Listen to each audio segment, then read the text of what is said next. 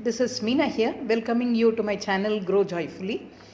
I've been doing vermicomposting at home for the last 5 years, and today in a series of videos I take you through the joyful journey of doing vermicomposting at home in urban context, indoor.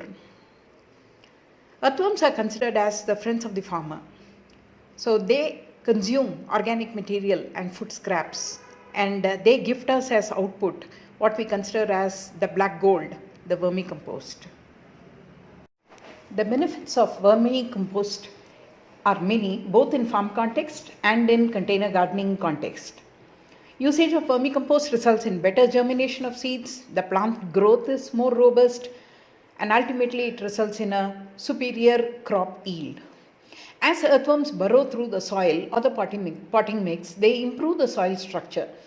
They loosen the compacted soil and they create a lot of tunnels. And these tunnels increase the soil or the potting mix porosity. It results in a lot of circulation of water and air. And they also enrich the soil with a lot of microorganisms.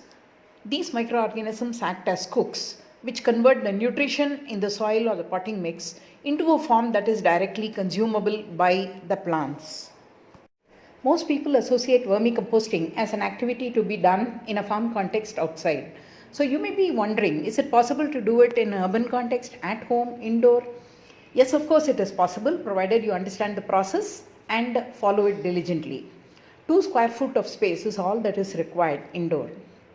And the time required is 15 minutes in the beginning when you start a new batch, and 15 minutes in the end when you harvest the black gold. And in between you're going to spend only 2 minutes per week within a span of say 2 months.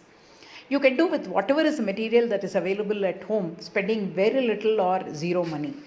All these will result in maximum return on investment because you spend the least amount of space, time, energy and cost, and you harvest the black gold consistently. Of course, there won't be any unpleasant odor at all, so you don't have to bother about neighbors or family members complaining as well. Earthworms are the workhorses, are the heroes which do the work. And our job is limited to providing the food, ambience and shelter requirements for earthworms, which are the representatives of Mother Nature. And if we stay aligned with their requirements, we are always guaranteed of very high quality vermicompost batch after batch.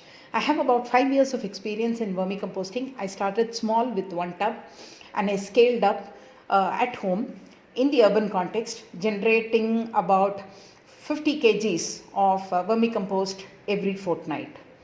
So in this series of videos, I'm crystallizing my experience and I'll be sharing with you the entire process with nuances, tips and tricks, troubleshooting, etc. In this video, which is the first in the series, I'm going to talk about how I start a new batch of vermicomposting. For shelter, we need to take, say, for about 200 worms. This kind of a tub will do. You can take even a broken tub at home. Ensure that it is ventilated. You have holes, that is enough. And there are a couple of holes here also at the bottom to remove any extra leachate. I have one hole. You can put 1 or 2 holes here. For worm bins, the horizontal surface area is more important than the height. For any number of worms that you plan to use, never keep a container where the height is more than 1 or 1.5 feet. So 12 to 15 inches would be appropriate. For about 100 to 200 worms, the width of a tub like this would do, say around 25 inches. The material can be plastic, terracotta or wood. We usually prefer a plastic container for indoor context. To summarize, select a shallow opaque container that you can locate in your house. The container has to be opaque because worms do not like light at all. Ensure that the container has got tiny holes on the sides in order to facilitate aeration, and you also require a couple of holes at the bottom to remove the excess water.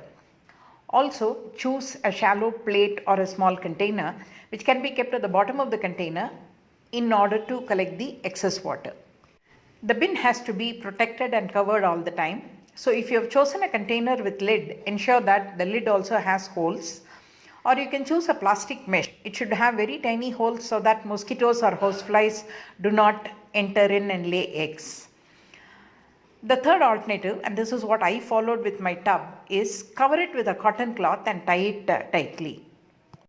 We plan to keep the worm bin indoor, so choose a location like your balcony, utility area, or under the staircase. The location should be cool, shady, and it should be dry. The worm bin should never be exposed to direct sunlight at all. Please ensure that it's also protected from heat and rain. Rats, bandicoots, and lizards love to eat worms, so choose a location where you do not have these coming in. In my next video, I will show you how to prepare the worm bedding and introduce worms into the worm bin. Thank you for watching my video. Have a great day.